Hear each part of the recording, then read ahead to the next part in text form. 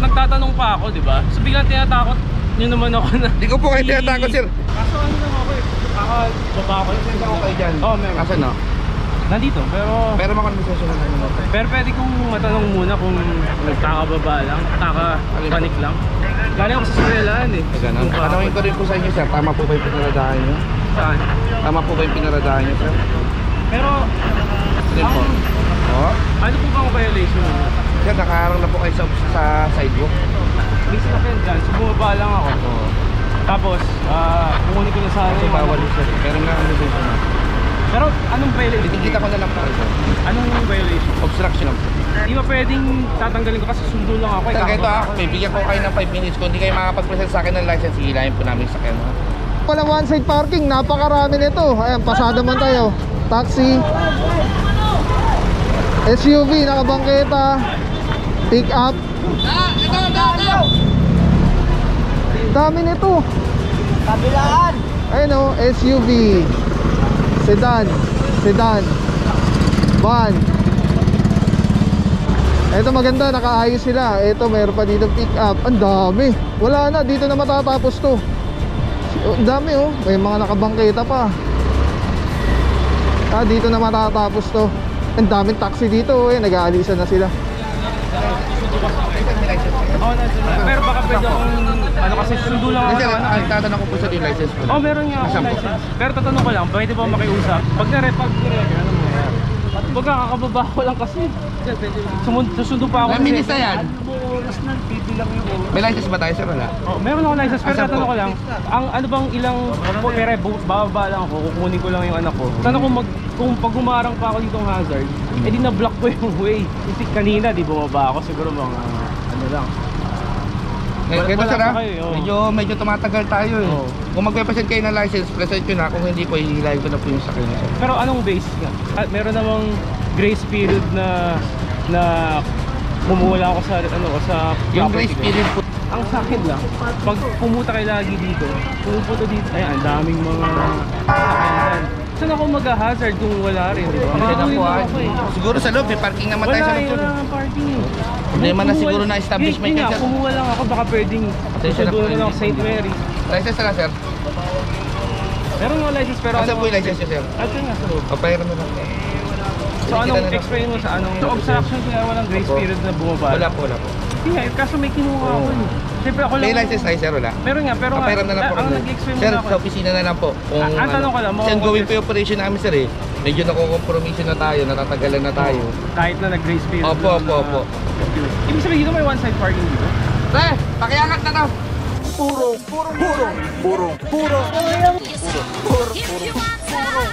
Pagmamahal. Purong pagmamahal.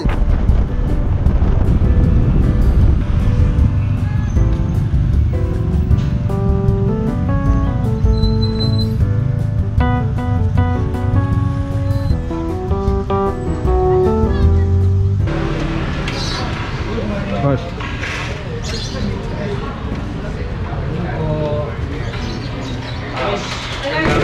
Nag-awad ng transport. Operation po. Sir? Nandiyan si Secretary. Galing sa 1-2 saka sa 88. Kakantak tayo ng clear. Meron din sila. Oo. Ayun ba yung yung Mother Ignacia tsaka Pati buong ano tayo sir, jurisdiction na ng barangay. Oo. Mas maganda. One way. Kasi tatlong barangay yan eh, yung ginawa ng city.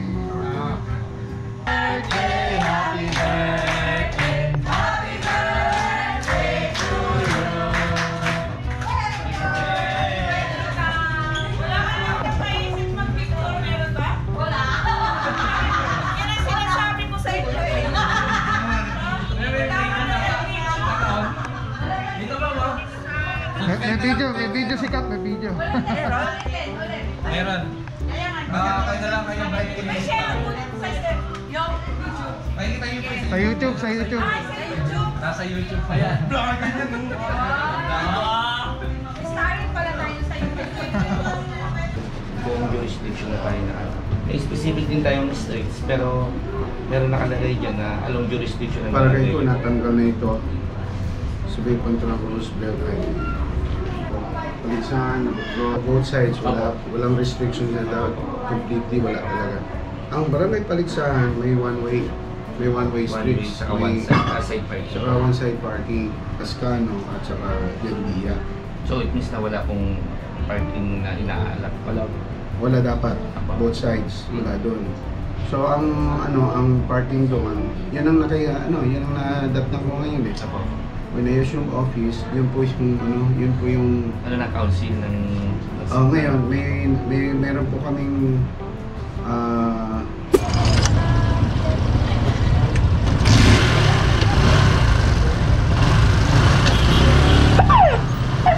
What is up guys? Papabawi po Pagmamahal, Lungsod Quezon. Ating buting Mayora Mayor Joy Belmonte, Vice Mayor Gian Soto. Tuloy-tuloy ang pagbabago. TTMD, tikas si paggaling sa Dexo Cardenas. Okay, si for today, Officer Arugay, Barangay Paligsahan. At yes, araw natin Tuesday, February 18, 2025. Sama natin ang tropa ng TTMD, Officer Santa Cruz, Valencia, Arugay, Teaño, Alvario, Romero, De Guzman, together with MMD, si Officer Pantaleon nandyan din, together with MMD seated one, Officer Herance, De Guzman, and Arsenal. Kaya mga puro, igagay tayo ng tropa ng barangay at sila magtuturo kung saan yung mga lugar na nandun sa reklamo. At if ever nandun na tayo sa area, sila rin yung mag-identify kung mayroon bang one side parking or wala dun sa mismong location. Okay, mukhang eto na mga puro. Anong street ito? Walang street sign.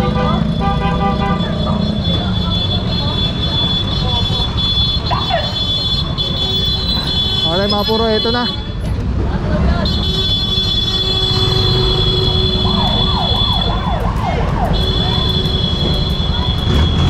Puro taxi.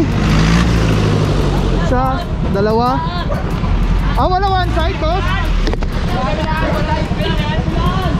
Alright mga puro, walang one side parking. Napakarami nito. Ayan, pasada man tayo. Taxi,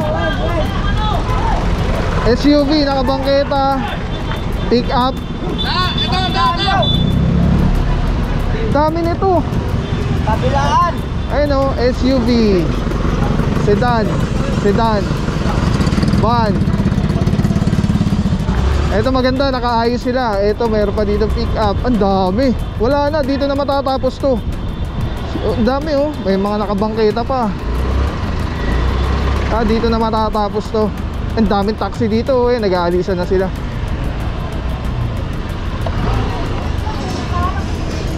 Alright, balik na tayo mga puro. Pwesto na tayo dito. Ayan, sakto, ang dami nating tow truck sa kasama. Grabe yung sitwasyon dito. Pati sidewalk, double parking na. Boss, pare!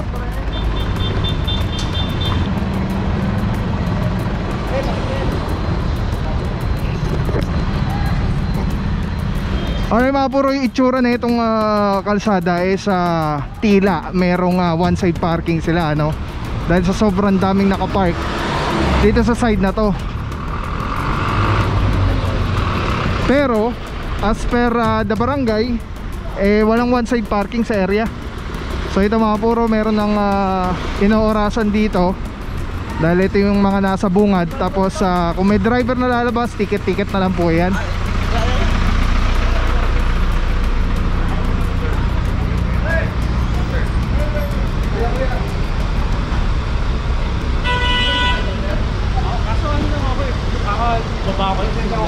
Meron. Asan no? Nandito, Pero makonversasyon lang naman. pero pwede kong matanong muna kung nagkakababa lang, panik lang. Galing ako sa Surelan Ganun. Tanongin ko rin po sa inyo, sir. Tama po ba yung pinaradahan nyo? Saan? Tama po ba yung pinaradahan nyo, sir? Pero, Yan po. Oh. ano po bang violation nyo? Sir, nakaharang na po kayo sa sidewalk. Hindi nga, kasi nga kanina daanan dito, di ba? May sinakyan dyan, so bumaba lang ako. Tapos, kukunin ko na sana Kasi yung bawal yun sir eh. Pero nga ang lisensya na. Pero anong violation? Titikita ko na lang po ito. Anong violation? Obstruction lang po. Paano gagawin? Para alam ko Pwede po tayo magbayad through online or magkano ano no? kung hindi po ako nagkakamali sir, ang penalty po ng obstruction natin is 1,000. 1,000. Tapos may penalty points sa lisensya. Apo. Hindi ba pwedeng tatanggalin ko kasi sundo lang ako. Sir, ito may bigyan ko kayo ng 5 minutes. Kung hindi kayo makapag-present sa akin ng license, hihilahin po namin sa sakyan. Nang? Alright, mga puro, na-explain na po yung violation obstruction dahil ito pong sidewalk ay para sa tao at hindi po para sa sasakyan. So ito mga puro, meron ditong tinitikita na yata si Officer Arugay.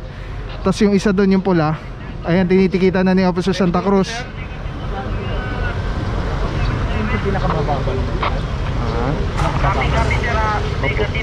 Hindi na po confiscated yung driver's license natin sir. Meron tayong 10 days sir para... Saan tutubusan sir? Saan tutubusan? Pwede po ito through Gcash. Through Gcash? Paano malalaman through Gcash? I-scan nyo na lang po ito. Lalabas po dyan yung QCE services. Then may pwede po tayo mag-push to through Gcash or Paymaya. Magkano itong manager? Ayun sir, nandiyan na po yung details ng violation natin. Alright, mga puro, ticket-ticket na lang po yung may mga driver. Oo, pero baka pwede akong ano kasi sundo lang ako. Sir, tatanong ko po sa yung license po. Meron nga ako license. Pero tatanong ko lang, pwede ba makiusap? Hindi po sir, kasi yung iba po, yung sa likod nyo, kung nakikita nyo, titikitan na rin po. Ito po, tinikitan na rin po. So, hindi naman po pwede na kayo ipagbibigyan. Pag nare-pag, ano mo yan? Susundan nyo po yan sa Tumana Marikina. Tapos magkano naman ang... Doon nyo na lang po siya settle. Hindi ko po alam kung magkano po yung penalty dito. So ang penalty ko, obstruction. Kumbaga, kakababa ko lang kasi. Susundo pa ako. May minutes na yan. May license ba tayo sir? Wala? Meron ako license, pero Asan tatanong po? ko lang, ano bang ilang pere, bababa lang ako, kukunin ko lang yung anak ko. Ang problema po kasi mali po kasi tayo ng pinaradahan. Pangalawa po, naka-sidewalk na po tayo. Kung mag-pick up naman po sana kayo, kahit sana sa harap man lang Ang problema nga dito, kaya nakikita ko, ang daming mga sakyan. Sana kung pag umarang pa ako dito ng hazard, edi na-block ko yung way. Na-explain lang ako, naintindihan ko naman yung duties yun, diba? Pero, ito, na-video naman, para lang marinig yun. So, kasi kanina, di bumaba ako, siguro mga, ano lang. Ganito sir pa kayo, medyo tumatagal tayo eh. Kung magpe-present kayo ng license, present nyo na. Kung hindi po, hihilahin ko na po yung sakyan sir. Pero anong base nga?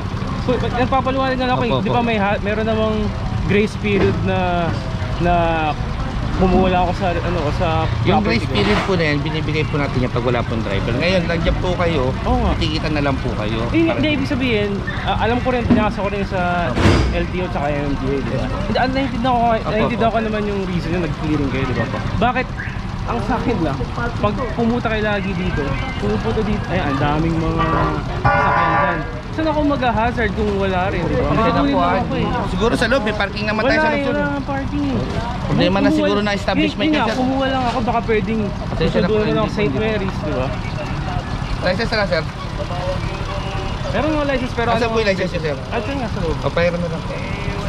So anong explain mo sa anong magiging penalty? Anong magiging penalty? Obstruction nga po ang violation. So obstruction kaya walang grace period na bumaba? Wala po.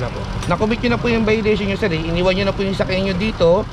Nakapark na po kayo dyan. Nakatiklop na po yung side mirror nyo. Wala po kayo sa loob. It means na intentional na iniwan nyo to dito. Hindi nga, kaso may kinuha ako eh.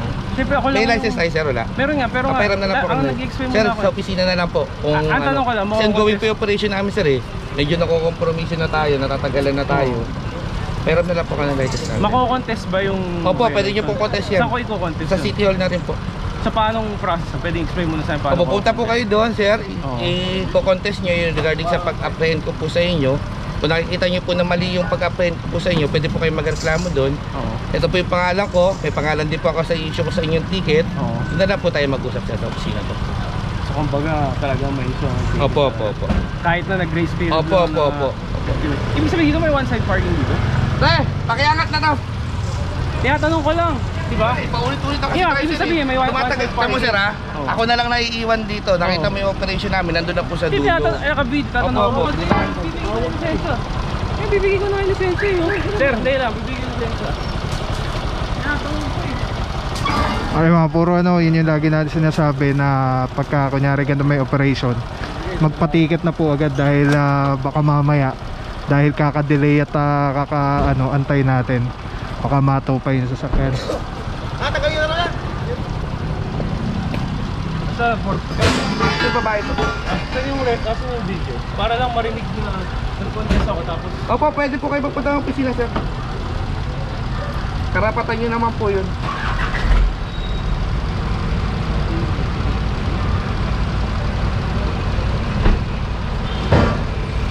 Saan hindi na makukuha ko sa video? Kasi... Ako po. Pwede yung pakita mo yung mukha. Okay na po, makita ko kayo. Ang nangyari kasi, so nagtatanong pa ako, di ba? So biglang tinatakot nyo naman ako na... Hindi ko po kayo tinatakot, sir. Nakita Diba? nyo naman po ilang beses ko kayo pinaliwanagan. Siyempre nag-uusap po eh. Paikot-ikot lang po yung tanong nyo, sir. Paikot-ikot lang din po yung sagot ko. Nagtatagal lang po tayo, sir. Uy nga, siyempre... Nagkocause of delay na po tayo, sir. Basta ko kasi tayo. Kukunin yung Opo. video na yan. Sa ano po, sa YouTube, Sa YouTube po, po. papanood nyo po. Okay. Alright mga puro yan, may concern lang si Boss. Bago concept na ilabas sa YouTube, kailangan yung walang... Tinanong ko na po kayo. Kayo, sir, eh. Alright yan mga puro, papatikin na si Bossing at yun nga, at nag-proceed na yung tropa. At tingnan natin kung ano nangyayari doon dahil napakarami na ito. Importante na mayroon talaga lagi tayong kasama na nag-guide na barangay personnel dahil sila yung nakakaalam kung mayroon bang ordinansa dito sa mga lugar na sa kanilang lugar sa barangay nila. Alright, diretso tayo ng mga puro. Tingnan natin kung ano nangyayari doon. Dito ticket-ticket lang po. Tingnan natin kung may na to. Let's go, let's go. Alam nyo ba, may natural sanitizer, panghangin, pangtubig, pangpagkain, skincare, at pet care. Ang tawag dito ay Ozonizer 2C. Tested ng Department of Science and Technology. O-on lang natin, 30 minutes po yan. Pag natapos, bibigyan kayo ng napakataas na oxygen level. pH level nito ay 7.3. For more information, visit Super Oxygen sa Facebook page or 0917-755-0889. Maraming salamat sa iyo. Walang papapaw. So thank you so much sa walang sawang support, tiwala. Thank you sa Panginoon at ingat kayo palagi. God bless you. Purong pagmamahal. Thank you so much. God bless.